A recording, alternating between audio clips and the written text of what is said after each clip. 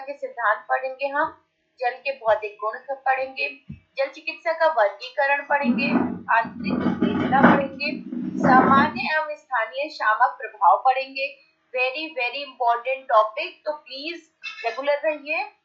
आंतरिक उत्तेजना, सामान्य एवं स्थानीय शामक प्रभाव, उत्तेजक प्रभाव, पुष्टिकारक प्रभाव, स्वास्थ्यवर्धक प्रभाव, कफनाशक प्रभाव, परिणामी एवं साधित प्रभाव।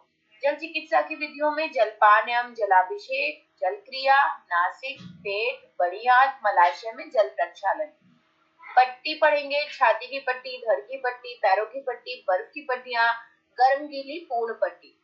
स्नान, कमर स्नान, मेरुदंड स्नान, सिक्स स्नान, पाद स्नान, इमर्शन स्नान, वाष्प स्नान, स्टीम बाथ एवं बर्फ उपचार।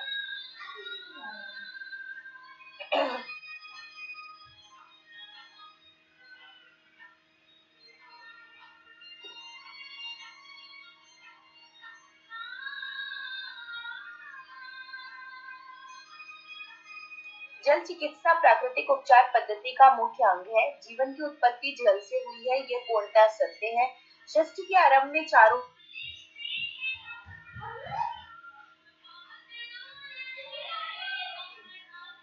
जल पृथ्वी के तरल 5/7 भाग लगभग 5 किलोमीटर गहराई तक ढका है। वायु वाष्प के रूप में जल बड़ी मात्रा में पाया जाता है। हम सभी जानते हैं कि जल के बिना जीवित रहना संभव नहीं है। परीक्षणों द्वारा सिद्ध हो चुका है कि भोजन के बिना मनुष्य लगभग 40 दिन तक जीवित रह सकता है, परंतु जल के अभाव में वह अधिक से अधिक 6 दिन तक ही जीवन धारण कर सकता है। मानव शरीर का मुख्यतः भाग जल से ही बना है। शरीर के संपूर्ण भार का लगभग 70 से 75% भाग जल ही होता है।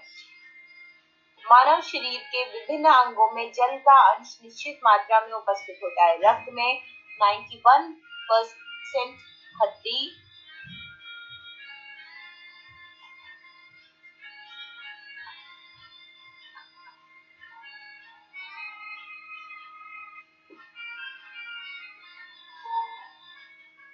91%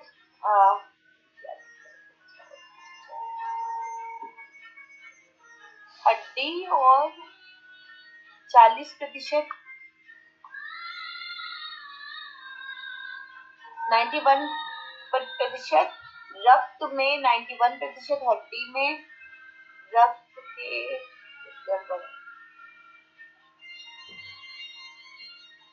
अच्छा ठीक है, वो मतलब रक्त में, ब्लड में आपके 91% वाटर होता है, हड्डी में 40% वाटर होता है, मांसपेशियों में 45% वाटर होता है, गुर्दे में 83% वाटर होता है, लिवर में 60% वाटर होता है, मस्तिष्क में 79% वाटर का अंश पाया जाता है।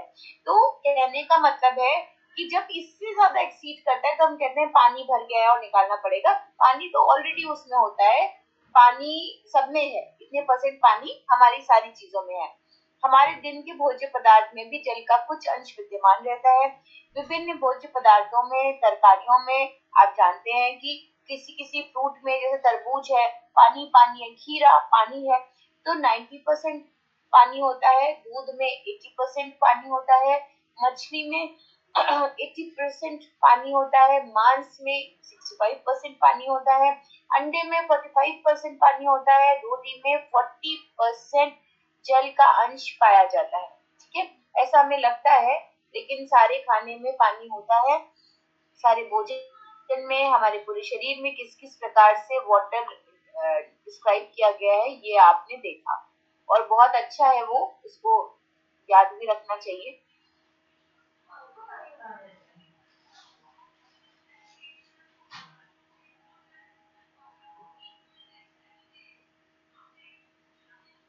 जल चिकित्सा का अभिप्राय जल के प्रयोग से रोग निवारण तथा आरोग्य प्राप्त करना है। जल का महत्व जल पीने से और भोजन तक ही सीमित नहीं है, इसका प्रयोग शरीर की सफाई के लिए करते हैं।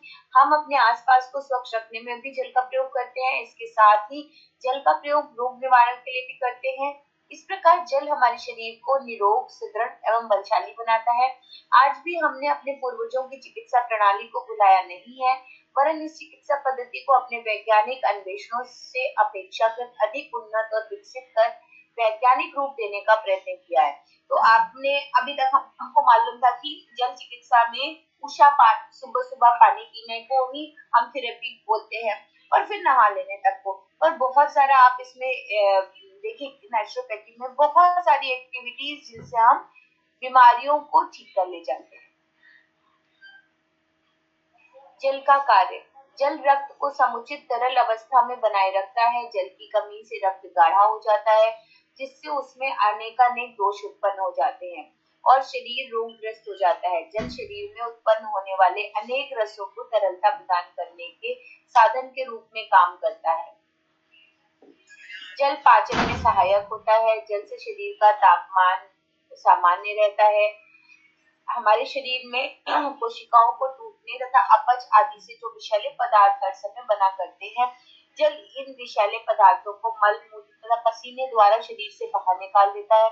यदि जल की मात्रा कम होती है तो ये विषैला पदार्थ शरीर में मिलकर शरीर को रोगी बना देता है। ठीक है, तो आपको पता ही है, ये बहुत जनरल बात है कि जो टॉक्सिन्स हमारे बन रहे हैं क्या है, लैक्टिक एसिड बन रहा है, जो मसल्स को, सेल्स को, कोशिकाओं को टूटने से, इंडाइजेशन से होता है, वो वाटर के साथ मिलकर के ही बाहर निकल सकता है, थिक कंडीशन में बाहर नहीं निकल सकता। तो यह अगर हम पानी कम पिएंगे तो थिकनेस बढ़ेगी और गाढ़ा हो जाएगा खून, जिससे टॉक्सिन्स और बढ़ेंगे और हम बीमार होने लगेंगे। मनुष्य को प्रतिदिन में कितने जल की आवश्यकता, रहन सहन का स्तर, भोजन, स्वास्थ्य तथा व्यवसाय पर निर्भर करता है। डेफिनेटली कि आपको कितने जल की आवश्यकता है, ये आपका क्या क्लाइमेट है, किस टेम्परेचर पे आप रह रहे हो। आपको एकदम धूप में पसीने से भीगा हुआ व्यक्ति काम कर रहा है अगर खेतों में, तो उसको सबसे ज्यादा पानी की जरूरत होगी, क्योंकि उसका पसीना इतना ज्यादा निकल रहा है ना। अब कोई व्यक्ति कैसा खाना खा रहा है, कोई व्यक्ति अगर सूखा खाना खा रहा है, मतलब आपने सब्जी को पूरा भून दिया, उसमें जो पानी था वो भी सुखा दिया, और रोटी सब्जी खाई, फ्रूट्स नहीं खाए, वेजिटेबल्स नहीं खाई, सूप नहीं पिया, तो आपको पानी की रिक्वायरमेंट ज्यादा है। ठीक है, और दूसरे क्या हो सकता है, जो व्यक्ति एसी में बैठ रहा है, लिक्विड मतलब भरता ले रहा है, तो मुझे लगता है पहली बात तो एसी में बैठना ही नुकसानदायक है, लेकिन इससे उसको 2 लीटर पानी से काम चल जाएगा। पर जो किसान है, जो फार्मर है, जो खेत में काम कर रहा है, जो पूरे दिन धूप में जा रहा है, उसको 3 लीटर से भी ऊपर पानी, 4 लीटर की जरूरत है। तो ये डिपेंड करता है कि आपको कितने पानी की जरूरत है। आगे पता नहीं इसमें है कि नहीं, जिस तरह से मैं देखती हूँ, बताती हूँ, इसमें ये क्या, मतलब मैं ये बताती हूँ एटलीस्ट 2 से 2.5 लीटर क्रिस्टल क्लियर यूरिन होना चाहिए। अगर आप कोई मेडिकेशन नहीं कर रहे हैं तो यूरिन का फ्लो और यूरिन का कलर साफ होना चाहिए। अगर वैसा है तो आपको पानी आपने ऑप्टिमम लेवल का पिया है, जो आपके शरीर को आवश्यक है। पर अगर नहीं हो रहा है ऐसा, इसका मतलब पानी की जरूरत है ना। आप कभी कभी पूरे दिन अगर यूरिन नहीं जा रहे हैं तो इसका मतलब पानी कम पिया हुआ है। 2 से 2.5 लीटर यूरिन होना चाहिए डेली। व्यक्ति के लिए प्रतिदिन लीटर जल की आवश्यकता होती है। यहाँ गायब है, ये अगेन है कि इस पर ही डिपेंड करता है। 2 से 2.5 लीटर यूरिनेशन चाहिए। उसमें कभी कभी किसी के खाने में ही इतना पानी का कंटेंट है कि वो यूरिन अच्छा यूरिन हो रहा है उसका। सर्दी की अपेक्षा गर्मी में जल की आवश्यकता अधिक होती है। काफी मात्रा में जल श्वास से भाप बनकर उठ जाता है। पसीने के रूप में भी जल काफी मात्रा में निष्कासित हो जाता है। जल एक रासायनिक मिश्रण है। H2O इसका फॉर्मूला होता है, जो जिन्होंने अभी पढ़ना शुरू करा है वो लिख सकते हैं। H2O हाइड्रोजन के 2 मॉलिक्यूल, H लिखिए कैपिटल, नीचे 2 लिखिए, और ऑक्सीजन का एक बड़ा मॉलिक्यूल H के बराबर कैपिटल लिखिए। तो हाइड्रोजन के 2 और ऑक्सीजन नामक 2 गैसों के निश्चित अनुपात में मिश्रण से बनता है। इसमें 2 अंश हाइड्रोजन तथा 1 अंश ऑक्सीजन होता है।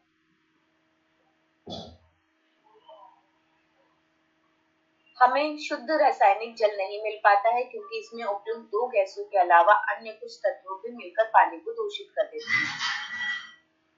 पीने में अधिक मात्रा में जल का प्रयोग करना तथा कम मात्रा में दोनों ही हानिकारक तथा रोगोत्पत्ति का कारण बनते हैं। ठीक है, एक्सेसिव पानी लोग पीते हैं वो भी नुकसानदायक है, उसको भी ध्यान में रखना चाहिए। इसीलिए कहा गया है कि आपके शरीर की जितनी आवश्यकता है उतना पानी पिए।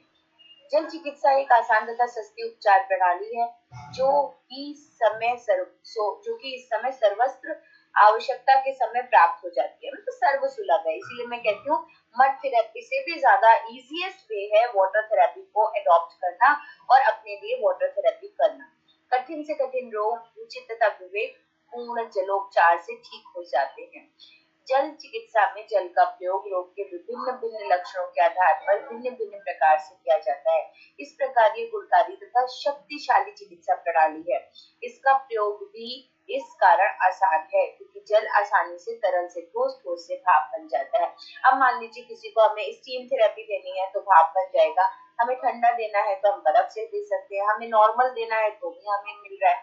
तो हर एक टेम्परेचर पे हम इसको इजी तरीके से कन्वर्ट कर सकते हैं।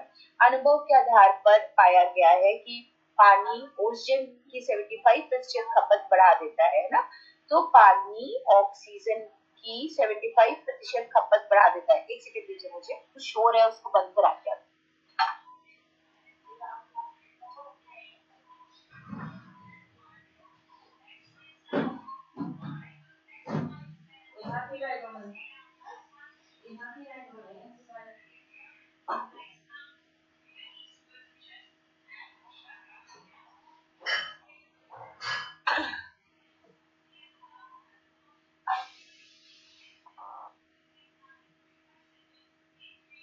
जल चिकित्सा एक आसान सस्ती उपचार प्रणाली है जो कि हर समय उपलब्ध है।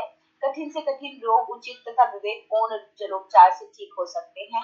जल चिकित्सा में जल का प्रयोग रोग के भिन्न भिन्न लक्षणों के आधार पर भिन्न भिन्न प्रकार से किया जाता है। इस प्रकार ये गुणकारी तथा शक्तिशाली चिकित्सा प्रणाली है। इसका प्रयोग भी इस कारण आसान है क्योंकि जल आसानी से तरल से ठोस, ठोस से भाप बन जाता है। अनुभव के आधार पर पाया गया है कि ऑक्सीजन पानी ऑक्सीजन की 75% खपत बढ़ा देता है और 85% हाइड्रोजन की मात्रा शरीर से निकाल देता है। कोई भी रोग ऐसा नहीं होता जिसमें पानी का प्रयोग किसी न किसी रूप में ना करते हो। इसका असर भिन्न भिन्न तापमान में शरीर पर भिन्न भिन्न प्रकार का होता है।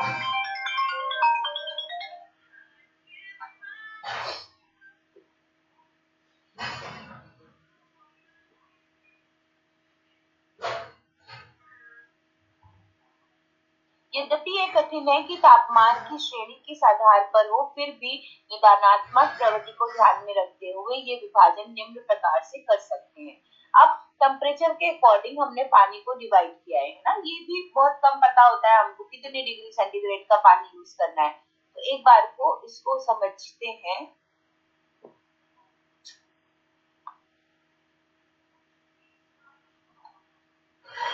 बहुत ठंडा पानी 42 से 50 डिग्री, ये फ़ारेनहाइट में लिखा हुआ है, ठीक है, डिग्री सेल्सियस नहीं हो सकता, ठीक है।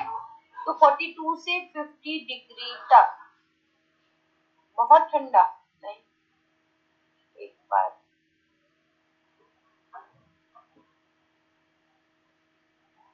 क्या गड़बड़ है इसमें, सेंटीग्रेड या फ़ारेनहाइट नहीं लिखा है, लेकिन जितना मैं समझ पा रही हूँ ये फ़ारेनहाइट लिखा है, ठीक है। तो फ़ारेनहाइट को जब आप कन्वर्ट करेंगे तो मेरे ख्याल 15 डिग्री 14 डिग्री आएगा, तो आप एक बार देख लेना। तो बहुत ठंडा है 42 से 50 डिग्री सेंटीग्रेड, ठंडा है 50 टू 65 डिग्री फ़ारेनहाइट, सॉरी ये फ़ारेनहाइट लिखा है, ठीक है। शीतल ठंडा क्या हुआ 65 से 80 डिग्री फ़ारेनहाइट, गुनगुना हुआ 82 से 90 डिग्री फ़ारेनहाइट, सम मतलब नॉर्मल 92 से 98 डिग्री फ़ारेनहाइट, हल्का गर्म 95 से 98 डिग्री फ़ारेनहाइट एंड बहुत अधिक गर्म 104 से 120 डिग्री तक। अब आपको समझने के लिए इधर आप इसको कन्वर्ट करें, फॉर्मूला भी होता है और सीधे गूगल पे डालेंगे तो निकल आएगा। अब इन जनरल उल्टी तरफ से देखते हैं, बहुत अधिक गर्म होगा 42 डिग्री सेंटीग्रेड ना, 42 डिग्री सेंटीग्रेड बहुत गर्म है, हल्का गर्म है 35 डिग्री सेंटीग्रेड, सम आएगा 20 डिग्री सेंटीग्रेड, ठीक है, गुनगुना 20 डिग्री सेंटीग्रेड, शीतल हो जाएगा आपका 15 डिग्री सेंटीग्रेड, है ना, इसी तरह आप रिड्यूस करते चले जाओ। तो ऐसे करके आप इसको थोड़ा बहुत समझ सकते हैं। बाकी अगर आप इसके बगल में डिग्री सेंटीग्रेड लिख लेंगे तो ज्यादा अच्छा है।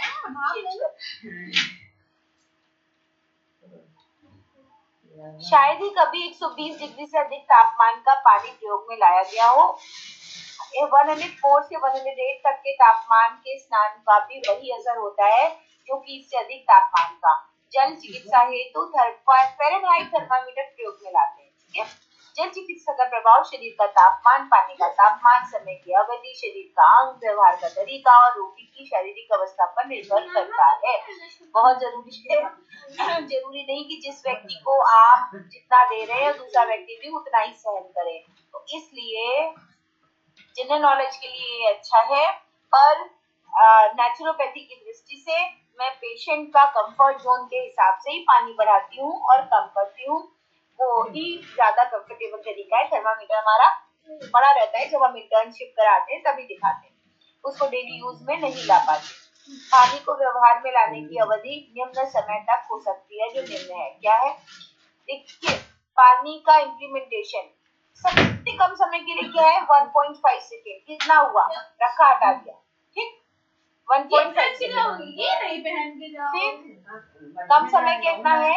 5.60 सेकेंड। फिर अधिक समय क्या है? 2.5 मिनट। अत्यधिक क्या है? 5 मिनट से 40 मिनट तक।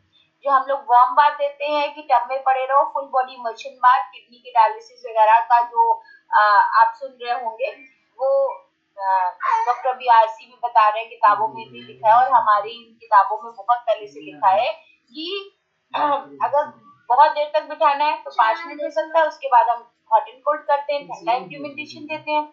और अगर आपको लंबे समय तक देना है तो 40 मिनट हो सकता है।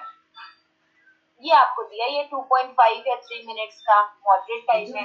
कम समय के लिए 5 सेकेंड, है ना, 5 सेकेंड। तो 5 सेकेंड कहाँ के लिए होता है? फेस के लिए बताते हैं। स्टीम लेनी है, हॉट एंड कोल्ड 5 सेकेंड के लिए यूज करें। नहीं आ जाएगा, आ जाएगा, आ जाएगा। कैसे तैयारी नहीं आ जाएगा। 5 तत्वों में जल तत्वों का अपना एक विशिष्ट स्थान है। स्थूलता के आधार पर जल तत्व दूसरा स्थूलता तत्व है, जिसे सामान्य भाषा में पानी, गाड़ी, नील, तोय, अम्बु, सलिल, आप, उदक तथा अमृत आदि नामों से जाना जाता है। ये जल तत्व पृथ्वी पर पर्याप्त मात्रा में उपस्थित है। वैज्ञानिकों के अनुसार संपूर्ण पृथ्वी का 70% जल तत्व से निर्मित है। जिस प्रकार पृथ्वी का 70% भाग जल तत्व से परिपूर्ण है, ठीक उसी प्रकार मानव शरीर का भी 70% भाग जल तत्व के जीवन का आधार होता है। इस तत्व के अभाव में जीवन की कल्पना ही नहीं की जा सकती। मनुष्य के जीवन का आधार ये जल तत्व है। इन तत्वों के द्वारा मनुष्य विभिन्न दैनिक एवं नैतिक कार्यों को करने में सक्षम होता है। इस तत्व के अभाव में मनुष्य के दैनिक एवं नियमित नैतिक कार्यों में अवरोध उत्पन्न हो जाता है। यद्यपि सामान्य रूप से मनुष्य इन तत्वों का प्रयोग पीने के रूप में, स्नान के रूप में एवं अन्य शरीर में शोधन क्रियाओं के रूप में प्रतिदिन प्रातः काल से लेकर रात्रि काल तक करता है, परंतु जब जल तत्व का प्रयोग एक चिकित्सक द्वारा वैज्ञानिक विधि अनुसार रोगों के उपचार के उद्देश्य से किया जाता है, तब वह जल चिकित्सा कहलाती है।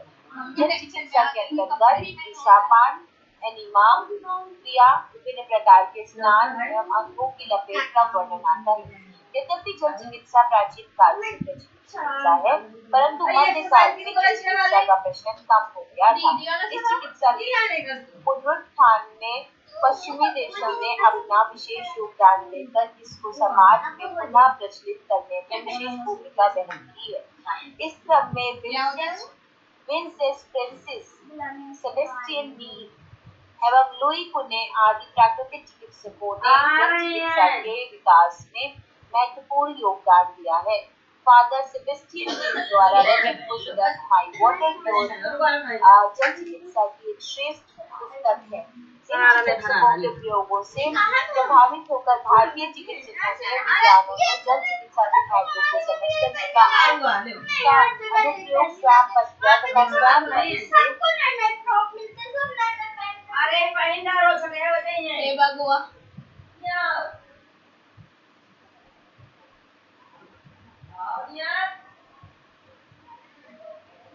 मेरा पहना दो कोई।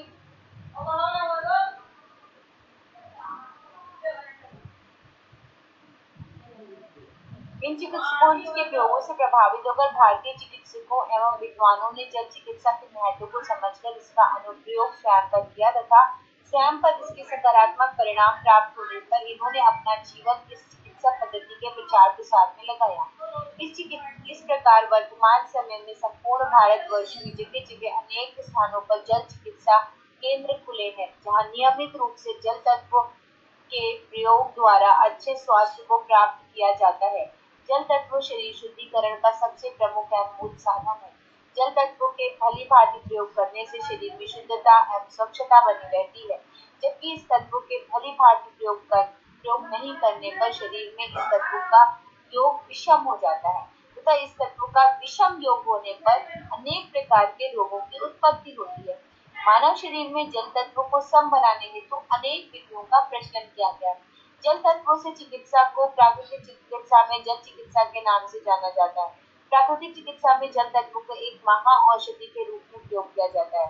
वास्तव में जल तत्व का प्रयोग करने से शरीर को एक विशेष प्रकार की ताजगी एवं स्फूर्ति प्राप्त होती है। प्रायः हम अनुभव करते हैं कि शरीर की गहरी थकान होने पर ठंडे जल से स्नान करने पर जो ताजगी प्राप्त होती है, वह ताजगी एवं स्फूर्ति से संसार की किसी अन्य दवाई से प्राप्त नहीं की जा सकती है।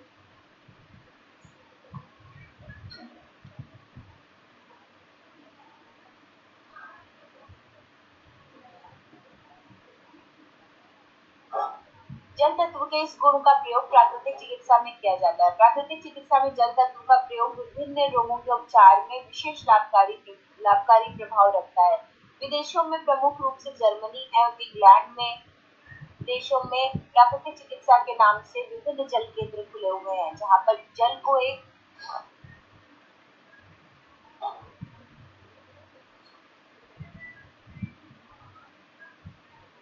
सुपर मेडिसिन के रूप में प्रयोग किया जाता है। प्रसिद्ध प्राकृतिक चिकित्सक डॉक्टर लिंडल हार के अनुसार बुखार ठीक करने में अन्य औषधियों की तुलना में जल 1/10 समय लेता है। अर्थात औषधियों के प्रयोग करने से यदि बुखार 10 दिनों में ठीक होता है, तो वही जल के प्रयोग गीली चादर, एनिमा व अन्य प्रयोगों से बुखार 1 दिन में ठीक होता है।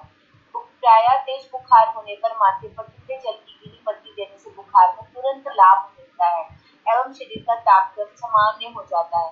वर्तमान समय में जल चिकित्सा एक वृहद शास्त्र के रूप में विकसित हो चुकी है। विश्व के अनेक देशों के साथ साथ भारतवर्ष के अनेक भागों में जल चिकित्सा के केंद्र हाइड्रोथेरेपी सेंटर्स के रूप में एवं वाटर किंगडम के रूप में विकसित हो रहे हैं। इन केंद्रों में जल को आधार मानकर विभिन्न ऐसी क्रियाएं अथवा कार्य कराए जाते हैं जिनका मानव के शारीरिक या मानसिक स्वास्थ्य पर अनुकूल एवं सकारात्मक प्रभाव पड़ता है। मानव शरीर का निर्माण कोशिकाओं से होता है। शरीर की कोशिकाओं का मुख्य घटक द्रव्य जल तत्व ही होता है। कोशिकाओं में उपस्थित कोशिका द्रव्य का मूल आधार जल तत्व ही होता है।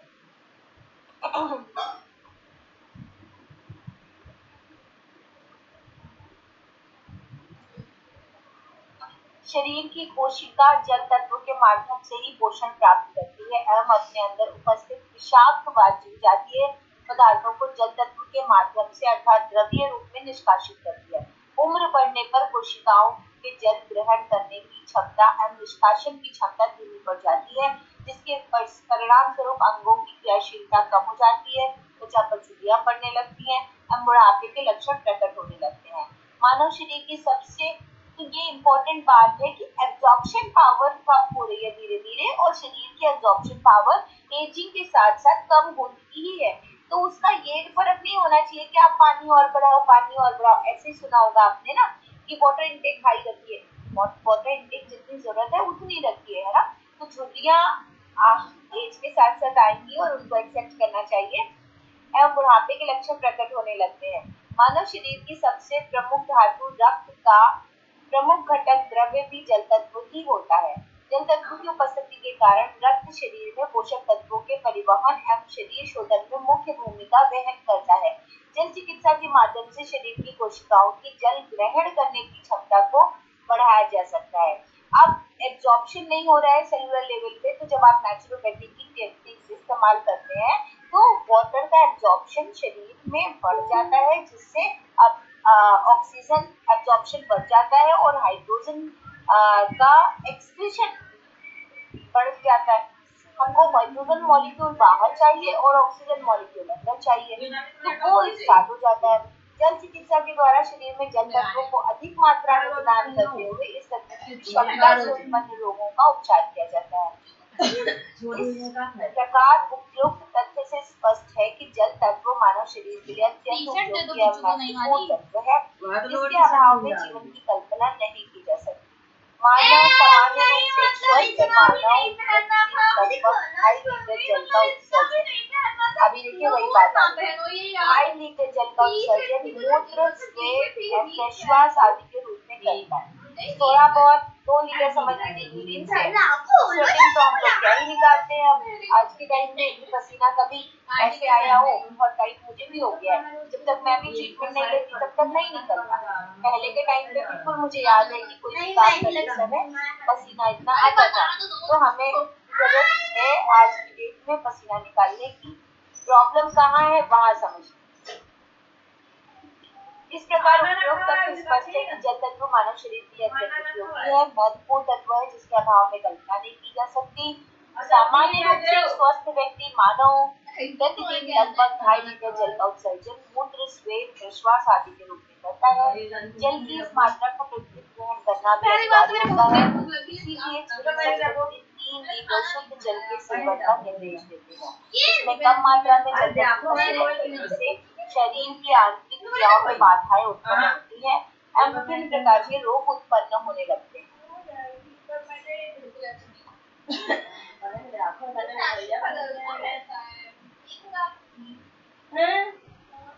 अब जल के भौतिक गुण की बात करेंगे, है ना, फिजिकल प्रॉपर्टीज। जल साधारण भले ही प्रतीत हो, परंतु इसके प्रभाव अत्यंत शक्तिशाली होते हैं,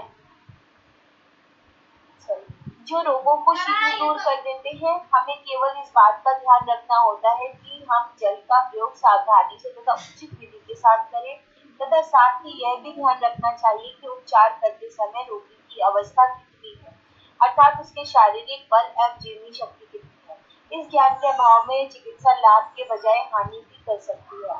जैसे वाइटल फोर्स बॉडी का बहुत कम है ना, वाइटल फोर्स बहुत कम है, जैविक शक्ति क्षीण हो चुकी है, और आप उसको अगर बाथटब में सीधे 40 मिनट लिटा देते हैं तो उसको बहुत वीकनेस आ जाएगी। तो इसीलिए इम्प्लीमेंटेशन धीरे धीरे होना चाहिए। जल के रोगों को दूर होने से मुख्य कारण जल की अपनी कुछ विशेषताओं का होना है। जल में कई आरोग्य कारक गुण हैं जो कि चिकित्सा के क्षेत्र में अत्यंत महत्वपूर्ण माने जाते हैं। इन गुणों में से कुछ गुण यहाँ पर बताए जा रहे हैं। तो फिजिकल प्रॉपर्टीज में देखते हैं वाटर के कितने गुण हैं। पहला गुण, जब जल किसी भी वस्तु के संपर्क में आता है तो वह अपनी शीतलता उस वस्तु को शीतलता से दे देता है और उसकी उष्णता को अवशोषित कर लेता है ना। तो पानी को अगर हम पानी में हाथ डालेंगे तो पानी का जो टेम्परेचर है वो मेरे हाथ का टेम्परेचर हो जाएगा और पानी उष्ण हो जाएगा। ये बहुत ही इजी हो जाता है। जैसे आप अगर बर्फ को यहाँ पे रख दें तो यहाँ की सेल्स हमारी गर्म हो जाएंगी और बर्फ पिघलती रहेगी, क्योंकि शरीर की गर्मी उसने ले ली और अपनी ठंडक उसको दे दी। दूसरा गुण क्या है, जल किसी अन्य वस्तु की अपेक्षा गर्मी या ठंडक को अपेक्षाकृत अधिक समय तक रोक सकता है। ठीक है, तो अगर आपको यहाँ ठंडक पहुंचाई है उसने तो थोड़ी देर तक वो ठंडक रिटेन रहेगी। ये जल की प्रॉपर्टी है। अनलेस कि आप किसी और चीज से अपनी आप चीज को ठंडा करें तो जल्दी खत्म हो जाएगी, अनलेस कि पानी से करेंगे तो ज्यादा टाइम तक रहेगी। इसीलिए मैं कहती हूँ कि आप अगर कोई भी चीज इलेक्ट्रॉनिक यूज कर रहे हो गर्म करने के लिए, तो आप अगर पानी में डिप करके डायरेक्ट स्पर्श करते हो तो उसके रिजल्ट्स बहुत ज्यादा चेंज हो जाते हैं। तीसरा गुण, ये तरल पदार्थ होने के कारण चिकित्सा में आसानी से प्रयोग किया जा सकता है। बहुत सारी ऐसी चीजें हैं जो, और बहुत सारी चीजें हैं जो ठंडी है तासीर में, गर्म है तासीर में, है ना, बहुत सारा लेप है, लेकिन इसलिए इजी है क्योंकि ये लिक्विड फॉर्म में।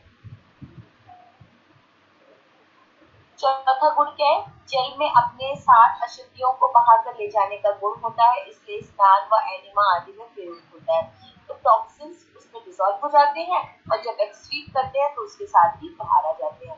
पांचवा गुण, मतलब जल में फैट के अलावा सारी चीजें घुलनशील होती है, या आप जानते हैं घुल जाती है चीजें, इसलिए हमारे शरीर में ताप को उत्पन्न करना, उसका प्रसार करना तथा उसका वहन करना, इस प्रकार हीटिंग सिस्टम है ना, टेम्परेचर को उत्पन्न करना, प्रसार करना तथा उसका वहन करना, इन्हीं के द्वारा शरीर में उष्णता उत्पन्न होती है, उसका प्रसारण होता है तथा उसका बहिष्करण होता है। जल का प्रयोग इन सभी को प्रभावित करता है और सबसे अधिक प्रभाव ऊष्मा के बहिष्करण पर पड़ता है ना? तो पांचवा गुण क्या है? अब इसको आप अपने ब्लड से देखिए ना, ब्लड का बनना, ब्लड का एक्सपेंशन, पूरी बॉडी के सेल्स तक पहुंचना और फिर एक्सक्रीशन, तो इन सब में भी वाटर डिसॉल्व होता है और इसकी एक्टिविटी में हेल्प करता है, इसलिए ये काफी फायदेमंद है।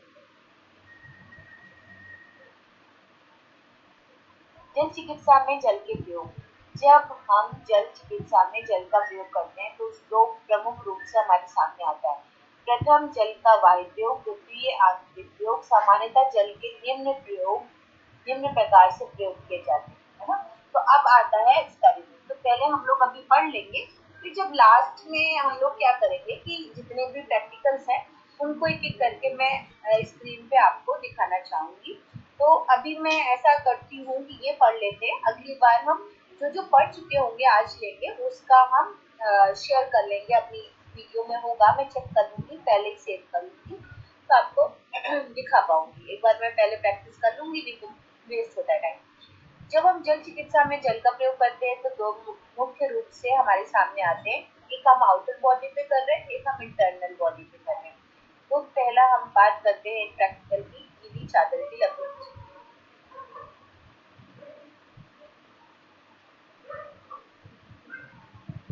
कोई मोटा बड़ा सूती कपड़ा 4-5 तह करके इतना लंबा चौड़ा रखा जाए कि वह गर्दन से लेकर सारे शरीर को अच्छी तरह ढक ले। चादर इतना कम चौड़ा ना हो कि बगल से सटी लगे, दाएं बाएं अवश्य कुछ लटकती रहे। इस प्रकार तैयार की हुई चादर ठंडे पानी में, गर्मी में तथा बर्फ पानी में जाड़े में भिगोकर निचोड़कर रोगी पर फैला दी जाती है। उसके ऊपर कंबल उसी प्रकार 2-3 तह बना के रखा जाता है जिससे गीली चादर भली प्रकार ढक जाए, अंदर हवा का प्रवेश ना हो पाए, इसलिए गले के आसपास मोटा ऊनी कपड़ा लपेटना चाहिए। इस प्रकार पौन घंटे यानी 45 मिनट की चिकित्सा होती है। चादर थोड़ी ही देर में 15 मिनट में गर्म हो जाती है। निश्चित समय पूरा होने पर चादर उतारकर कपड़े पहनने के बाद रोगी को कुछ व्यायाम करना चाहिए, पर इसके पूर्व जब तक साधारण उष्णता न आ जाए तब तक रोगी को बिस्तर में ही रहना चाहिए। तो इसका मैं एक बार को देखती हूँ, मेरी स्क्रीन में होगा, मैं दिखाती हूँ ये वाला आपको प्रैक्टिकल।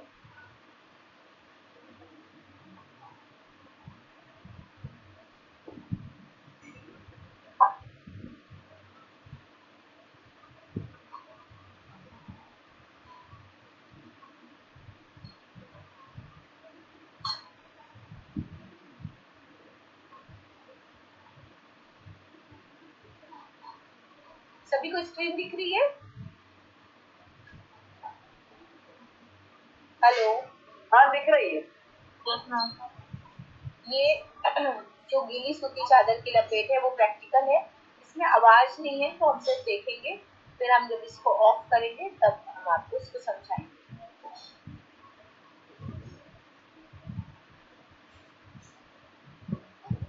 किसी भी बेड पे ये फोल्डिंग का सिरहाना है, सिरहाना नहीं भी होगा चलेगा, तखा भी चलेगा। उस पे एक कंबल डालेंगे, ये सूखा है एकदम, एक और ब्लैंकेट डालेंगे,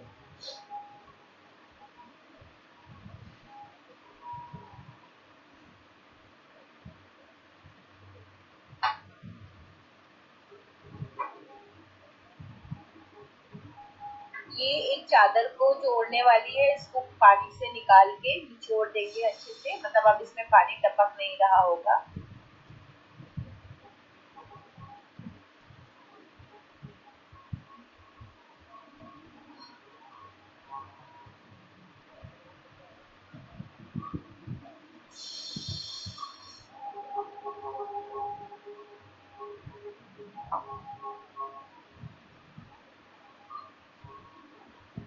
और ये तकिए के बराबर का सिरहाना हम छोड़ देंगे।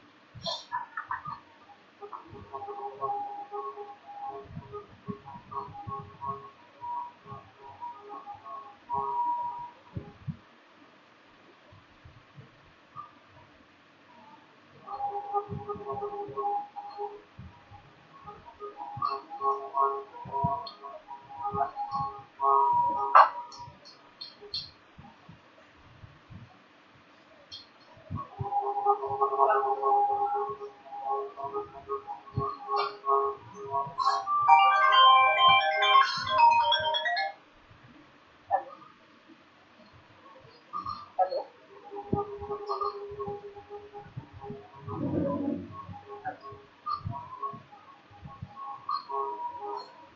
जी नेचुरोपैथी, होलिस्टिक टच करना, फिजियोथेरेपी, योगा,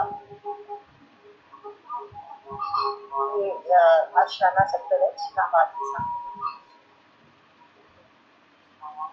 इस टेलेमेरिस के बगल में। हाँ जी, नहीं बालाजी के पहले, हाँ पावर हाउस चौराहे के पास, इस टेलेमेरिस से जस्ट पास पार्क है उसके माता जो पहले इस टेलेमेरिस के बगल वाला पार्क है ना, उसी के पार्क के अंदर जैसे आप टर्न करेंगे ना उस पार्क पे टेलेमेरी रोड पे, वैसे आप देखिएगा health is wealth police station पहले हमारा है, फिर दूसरी तरफ हमारा। हाँ, जैसे पीएमसी था ना, टिकट काउंटर वाले गेट से भी पहले वाले गेट, वर्ल्ड कैंपस के ठीक सामने वाले गेट, पीएमसी वाला एरिया हमारे पास।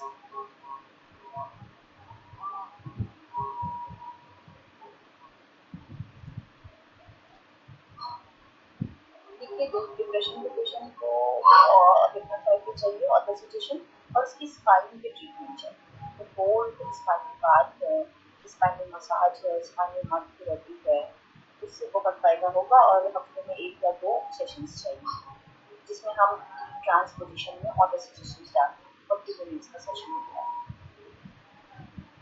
और बॉडी थेरेप्यूटिक तरीके से हेल्प करेगी, मतलब ट्रीटमेंट जो हाइड्रोथेरेपी के ज़्यादा होते हैं, मड भी फायदा करती है, तो मड स्पा भी फायदा करेगा। आप कल हमारा एक कैंप है का, जिसमें हम 7 से 12 ट्रीटमेंट दे रहे हैं और फूड भी अरेंज कर रहे हैं। अगर आप चाहें तो वो ज्वाइन करें, एक बार इंट्रोडक्शन हो जाएगा तो समझ लें। हाँ जी, 5 घंटे का एक स्ट्रिक्ट शेड्यूल है जिसमें हम शतकर्म, जलनेत्री, कुंजल, mud eye wash diet, steam bath, mud pad, एक डॉक्टर सेशन, मेडिटेशन ये सब कराएं।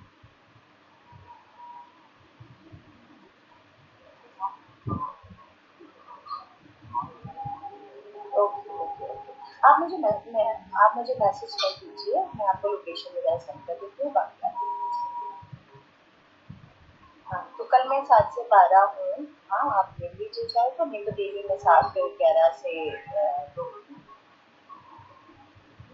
डेली वाली भी देखिए, आपका मैं अलग से बनाऊंगी, बट इन जनरल 10 डेज का ही 5,000 का पैकेज है एंड 1 मंथ का 15,000 है।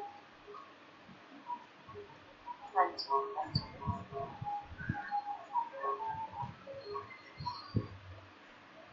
हाँ देख लूंगी मैं एक बार, है ना। न्यूट्रिशन सेशन तो नहीं दे पाऊंगी इतने सारे, उसमें 2 दे सकती हूँ हिप्नोथेरेपी का, बाकी ट्रीटमेंट काम करें। बकेट नीचे के साथ थोड़ा सा सारे पानी डालें, बकेट मुझे व्हाट्सएप करिए, व्हाट्सएप कर दीजिए, डिटेल्स हम लिंक्स भेज देंगे।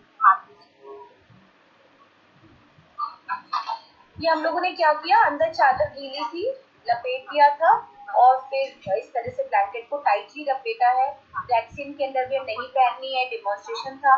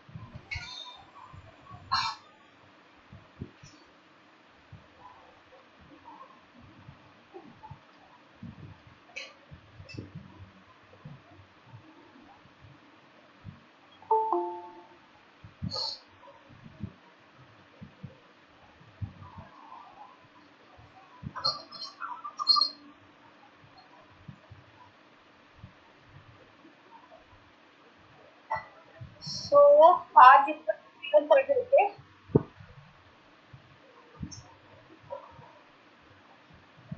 कुछ पूछना है अभी तक किसी को?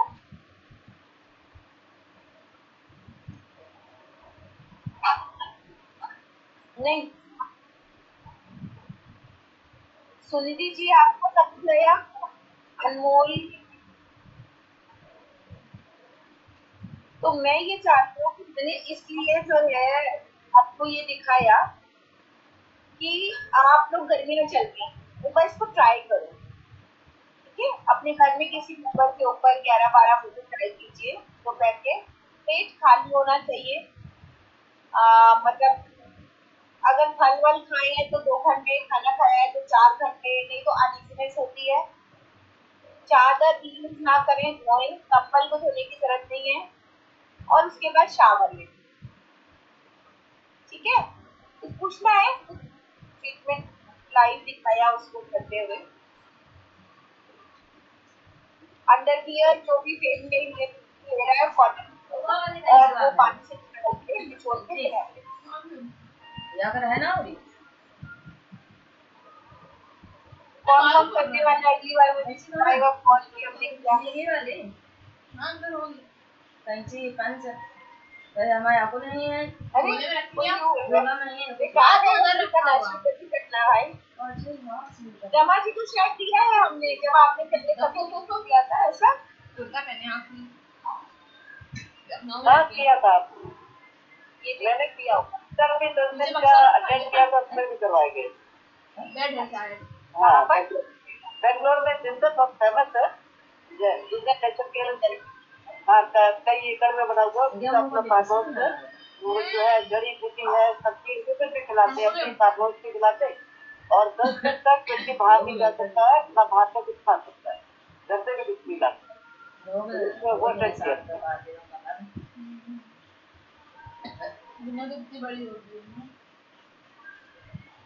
सो अभी फिर से इतना ही रखते हैं आज, क्योंकि नया ट्रीटमेंट सीखेंगे। ये देखिए बहुत इजी था जो हमने आपको दिखाया। मेरी यही इच्छा है कि आप लोग सब इसको ट्राई करें। घर में एक बेड है, उसमें आपने तकिए का एरिया छोड़ करके एक कंबल बिछाया, दूसरा कंबल बिछाया, फिर एक चादर ली जिसको पानी से निकाला, निचोड़ा, बिछाया, बॉडी से कपड़े निकाल के अपनी जो पैंटी पहनी है उसको वापस से निचोड़ के पहन ली, और उस पर लेट जाए, कंधे ऊपर जाएंगे क्योंकि गर्दन ऊपर जाएगी, है ना, क्या अच्छे से लपेट सकते हैं। तो गीली चादर को किसी को बोलिए कि आपको ऐसे लपेट दे, पैरों को लपेट ले जिससे एयर गैप ना रहे, फिर एक कंबल को लपेटा, फिर दूसरे कंबल को लपेटा, जो यहाँ पे गैप है उसको आपने दूसरे टॉवल से ढक लिया, सिर पे यहाँ पे गीला कपड़ा लगाइए, नीचे एक टब रख दीजिए और उसको पानी से बार बार भिगोते रहिए।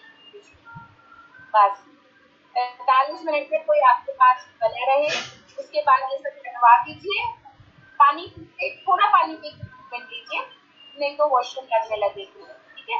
पंखा बंद करके ट्रीटमेंट होना चाहिए। जब आपको लगे कि हो गया है तो किसी को भी बोलिए तो हल्का पंखा चलाए 1 नंबर पर, और 45 मिनट बाद आपको नहा लीजिए। ये चीज धूप में नहीं बचा सकता है तो बहुत आनंद आता है, और तब से बस वही कि सिर पे पूरा गीला पानी पड़ता रहना चाहिए, ठीक है। सर्दियों का खाना नहीं होता है, नहीं खाना, बट अगर ऊपर में कोई कांप रहा है, शिवर हो रहा है तो नहीं देना है, और खाने के बाद नहीं पीना देना है, तुरंत खाना नहीं खाना है। और कोई क्वेश्चन होता है? पेशेंट ने काले रंग का अंडरवियर क्यों पहना हुआ था?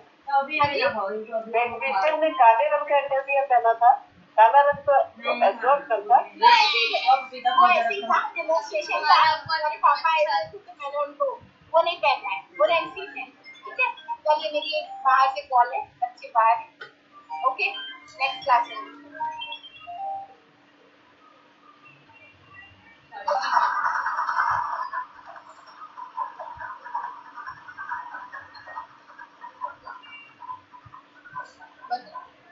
चला दिया आईफोन है।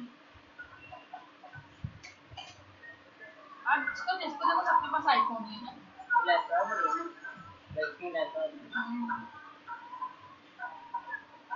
क्या बोल हो गई ना।